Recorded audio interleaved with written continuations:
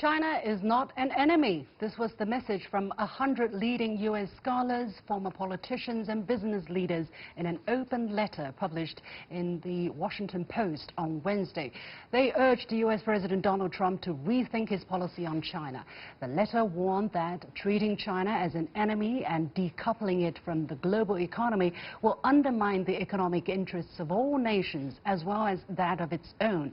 On a more divisive note, they also suggested that the U.S. should cooperate with its allies to deter, quote, Chinese military aggression. But will President Trump heed the warnings and rethink his approach to China? I'm joined in the studio by Professor Wang Huiyao, President of the Center for China and Globalization, and Einar Tangen, an independent current affairs commentator. Gentlemen, welcome to the show.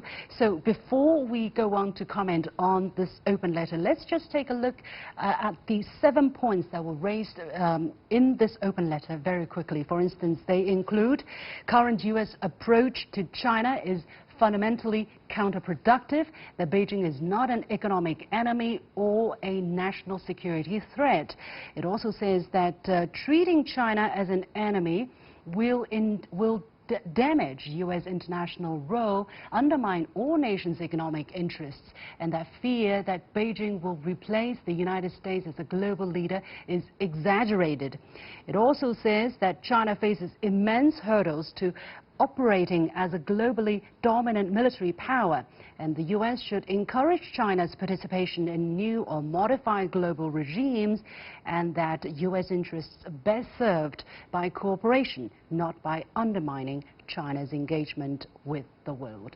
So, Professor Wang, let me go to you first. When you first heard about this letter, when you saw the content of this letter, which I just summarized, what was the first impression? For instance, why would these people come out at this moment and try to, tout these messages? I think that this is actually coming out of a very crucial time, and we just had the G20, and then also there's some positive news come out of G20. And also, I think President Trump is also taking a reflective position at G20, and also the continued tariff escalation already put enormous pressure on both U.S. economy and probably also the Chinese economy was affected by that, but also the rest of the world. So I think this is high time that a very rational group of scholars, businessmen, politicians come up, actually speak the truth. That is, it's no good to do the economic decoupling. Yeah, decoupling for the both countries is absolutely no good for U.S. and no good for the world. So I think they're doing the right thing. So I was very pleased to see that finally we got people rationalized to say something. Yeah. Well, we have this open letter. For instance, there are over 100. There are 100 people who are signed up to it. Most of them famous scholars who have very extensive experience dealing with this part of the world. So, Einar, what does that say? And by the way, these people came from Democratic Party or Republican Party. What does that say about the kind of opinion on Capitol Hill or in Washington about policies towards China? Is there a consensus, as some people have been suggesting, that the U.S. need to be tough on China, need to really, bash China and press China down? I think the statement does reflect the kind of consensus that will probably be pushed by the Democratic side.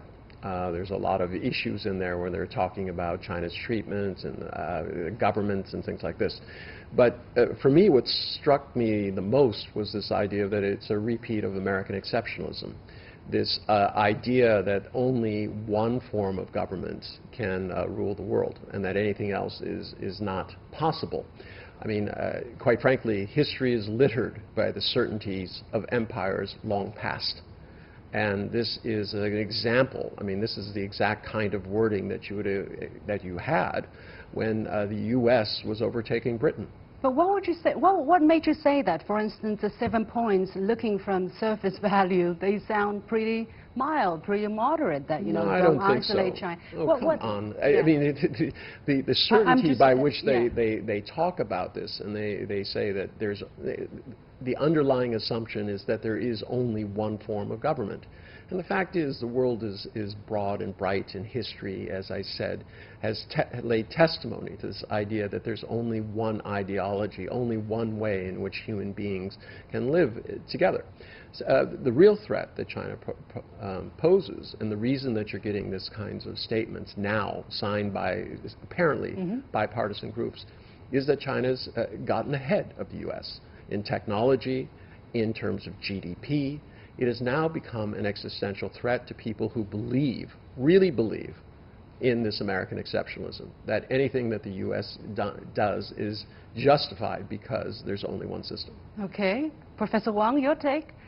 No, I think that actually, you know, this group of people actually, I know a lot of them are friends, I guess, has already contemplated for quite some time.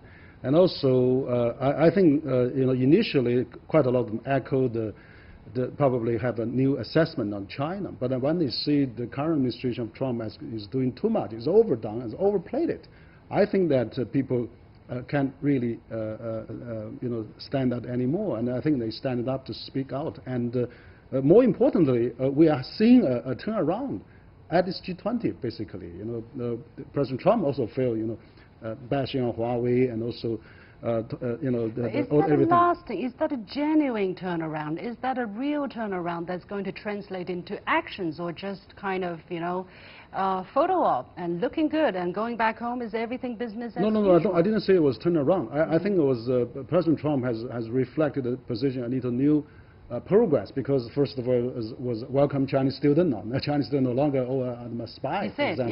Yeah, I said that. And also he's trying to allow the selling the chips to Huawei, and also he's now not escalating the tariff and not giving any deadline. So you know, we should interpret it as a kind of he's looking at more broader. I think people educated him as well. But also, you know, there's more so that he's actually chasing by all the Democrats lined up presidential candidate coming up. I watched 20 of them debate in the last 2 weeks. And then, you know, China was very small in that part of the conversation. Wasn't really expected as taking China as an enemy. So in the second round of debate, China only comes a few minutes. So I think that there's a sentiment gradually spreading around. Maybe we are taking a wrong approach. So when the election is coming, there's a competition politically for President Trump. I think this is the right time for people to speak out. And yet, you know, for instance, when you read the beginning of this letter, it's still kind of strange, because it says that although we, meaning Americans, are very troubled by Beijing's recent behavior, which requires a strong response. I mean, what did China do that qualifies a strong reaction from the United States by developing itself? No, I think that Anna was correct, and that China have a little small different models than the United States. I think that China was you know, mixed economy, maybe 20% is so 80% private and multinational. This works well in China, and then that really generated so much efficiency and effectiveness that actually I think alarmed a lot of people, and it really fell. And also plus this hideous trap, making people think that China is worried. Yeah, but I think that this kind of description at the beginning of such an open letter still feeds to that kind of misperception, or the idea that, look, China is still on the wrong path. We need to bring it back. We can't expect this letter from a Chinese written. It was an American written, have American audience. They cannot turn around 100 degrees.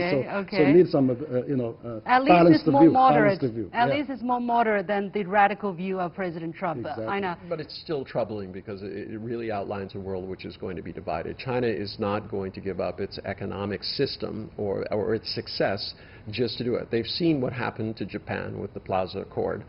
In fact, the same people are involved. You know, Lighthizer was the one who negotiated that. He's the one who was against China even being part of the WTO. These people are still around, they're still in control, and this will be not only for the Democrats, but there are many Europeans who feel the same way. So you're seeing a gradual decoupling from wealth and markets. Sorry, very quickly, I just want to ask Professor Wang this last question. Is there anything, because they try to read the Chinese intentions, Chinese interests, Chinese policies, is there anything so striking that you want to say they have a misunderstanding as well, or they provided some kind of misreading of Chinese? No, because I think that the people who signed this letter was so vast and so bipartisan, and then it was actually, of course, they still carry some bias, of course, but I think in general this is a good sign that they I think the main theme is China is not an enemy. What is China then? That's right. So China could be a cooperative rivalry, cooperative, rather than a strategic rivalry, right? So a healthy rivalry. Okay, Einar. Yeah, I think it casts China in the black hat, which is what the America is looking for. Okay, well, we'll see, right? I think we really have to see what kind of policy that comes out of it and eventually how things develop. Many thanks to my two guests, Professor Wang Huiyao from the Center for China and Globalization and Einar Tangen, an independent current affairs commentator. And with that, we come to the end of this edition of The Point with me, Lu Xin. As always, you can follow me on Facebook and Twitter using the handle The Point with LX.